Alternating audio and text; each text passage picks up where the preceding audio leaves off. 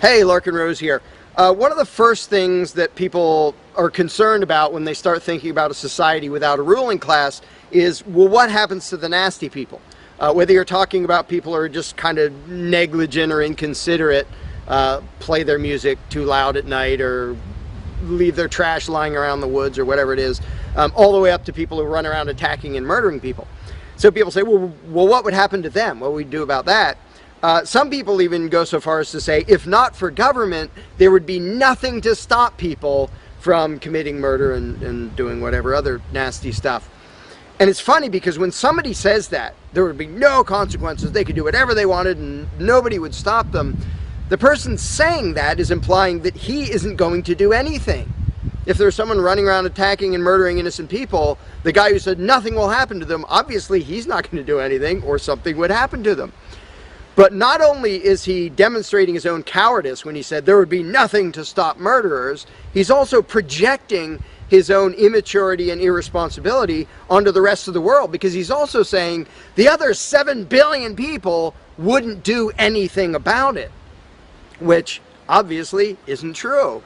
I would, wouldn't you? If somebody was running around murdering your neighbors, would you just go, well, there aren't politicians and there's nobody with a badge and we don't have tax collectors and bureaucrats, so oh well, I guess they're just out of luck, they're going to get murdered. And would you not even protect yourself if there wasn't government? Obviously, lots and lots of people, all the sane people, would do whatever they could to protect themselves and defend the innocent. So to say nothing would happen is just really bizarre. And it comes from having a mentality basically of a little kid in a classroom, where the teacher walks out of the room and the kids are just sitting there. We don't know what to do. No authorities telling us what to do. And Johnny's throwing things at me. And there's no teacher to stop him. Ah! Because most people, having been trained into authoritarian mentality, it never occurs to them that they are the ones who should fix anything, who should stop anything. And so when people say, well, what would be done about this and that and the other thing, nasty people doing nasty things, the first thing I ask is, well, what would you do about it? Because people are so into the mentality that there has to be some master plan and some authority who writes down the law of here is what will be done with those people, that people don't think in terms of, well, what would I do about it? Which is why I always ask people, well, what would you do about it? You're a person just as much as me and just as much as the other 7 billion. What would you feel justified in doing if somebody was polluting or playing their music too loud at night or running around murdering people or whatever in between you can think of?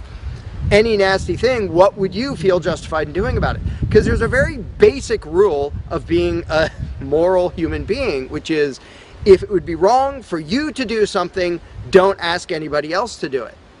And the rule is so simple, so self-evident and obvious that most people will go, well, duh, of course. Trouble is, nobody in the world who believes in government abides by that rule. Nobody. I don't care if you're a constitutionalist, Democrat, Republican, fascist, communist, anything, any kind of statist. There is nobody who believes in government who abides by the most basic rule of morality, which is if it's wrong for you to do something, don't ask somebody else to do it. Because every single candidate, every party, every government always does things that the voters know they themselves have no right to do. And to say something like, well, I'm voting for the guy who's going to tax you less. Well, do you have the right to rob me a little bit less than the other guy? No, you don't. So telling me that, well, somebody was going to rob you more, but I voted for the guy to rob you a little bit less, you are still violating the basic rule of being a human being. If it's wrong for you, don't ask somebody else to do it. Well, that's kind of the second basic rule, the first one being the non-aggression principle. And they actually go together quite well. But when people are in the mindset that there's going to be some major centralized plan to deal with whatever, polluters or people who play their music too loud or murderers or whatever else, they have to get out of that mindset. They have to start to think that maybe they are among the people who have to do something about it. So instead of saying, what will be done about such and such, well, what will you do about it? What should I do about it? And this doesn't magically make all the problems go away, but the actual practical challenge of dealing with most disputes is trivial compared to the challenge of getting people to think like responsible adults, where they start to think, well, maybe it's up to me. And a while back I did little events called Escaping the Myth. And one of the little mental exercises I did with these little groups of people is, imagine we're on an island and we're it. There's no government, there's no authority, there's nobody with a badge. And one of us is running around stealing stuff from other people. He's not killing anybody, but he's stealing stuff.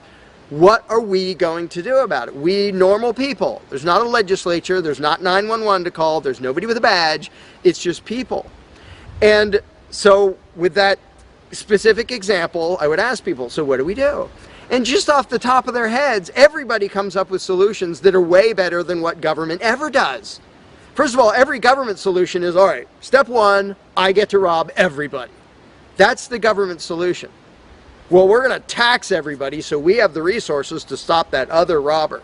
Well, in the island scenario, nobody is stupid enough or insane enough to start with that, to say, well, let's see, so somebody's stealing our stuff. Okay, first, I get to rob all of you so that I have the resources to protect you from him. Nobody is that insane. Everybody is insane enough to believe that who believes in government. And I did for many years. I was stupid enough to actually think that it was rational and moral to advocate mass extortion in order to protect people. And that's just stupid. So I just believed something insanely stupid for a very long time. Most of the world still believes that. But in a setting where people are put on the spot and they're responsible for what happens, they don't do that. They don't say, well, I get to boss everybody around and take their money. Nobody does that. So to me, the challenge is not even coming up with specific solutions to every imaginable dispute or problem, which I don't pretend to know how everything's going to turn out. And I don't intend to be emperor of anarchy. I'm not going to be in charge of the world. But getting people to the mindset where it's up to them, where there's just people, we're it. No legislatures, no people with badges, no authority, we're just people. Suddenly people are way better at solving problems and making things work. One good example is when there's a disaster. Unfortunately, sometimes it takes a horrendous event to bring out the best in people.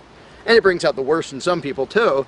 But when people say, whoa, my neighbor's house is floating away, I'm not going to wait for FEMA. I'm not going to dial 911. I'm going to jump in a boat and go save him. Because suddenly it's on me. Suddenly I'm the one who has to do something. And when it occurs to people that they're the ones who have to do something, and unfortunately usually that only happens in a complete disaster area, when it occurs to people and they suddenly take on the responsibility and start to think like adults, their solutions are generally a lot better than any government solutions and ever are. But to get to that mentality, people have to shift from the authoritarian mindset to the mindset of a self-owning individual who realizes there is nothing above me. There is no magic unicorn who's going to come to save the day, who's going to come save me from polluters or somebody playing their music too loud or murderers or whatever it is. It's just us. And if we realize that, then first of all, people would stop asking me, well, without a government, how would this be handled? As if I'm going to be in charge. I don't freaking know. What would you do about it? I can tell you what I would do about it. I could tell you what I might suggest, what I might predict, but who cares? I'm one of 7 billion people. I'm not going to be in charge any more than you are. So it's really a mental exercise that people have to think over in their own heads with their own moral codes instead of waiting for some outside answer. And it's why I don't usually get into those discussions of, well, here's my plan for how to deal with this and that and the other thing, because my plan doesn't matter. My plan will not be the best plan for any problem you can come up with. There will be a million people with better plans than whatever I could come up with. So don't ask me to describe how you are going to fix problems. I don't freaking know. And you can see the mind shift in people when they grasp that they own themselves and they suddenly realize, oh, okay, well, yeah, there are things we can do to settle disputes, to protect ourselves from attackers, to do this or that or the other thing. But the first step is just grow up. Stop thinking it's somebody else's business to make the world work. Well, how will the poor be cared for? I don't know. What are you going to do? Well, how will we be protected from this? I don't know. What are you going to do about it? And it is inconvenient. It's inconvenient to be a free person where you can't just be a kid in a classroom whining to the teacher to save the day and fix everything and make everything work.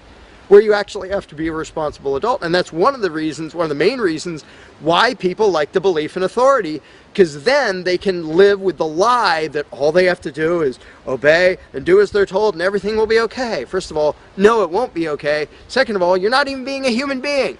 You just threw your free will out the window and became somebody's slave in the hopes that that would help humanity. It doesn't help humanity for you to be a slave. It doesn't help humanity for everybody else to be a slave. It does help humanity for you to start thinking as an adult, responsible human being who owns himself and who accepts that it is your responsibility to figure out how to make the world work.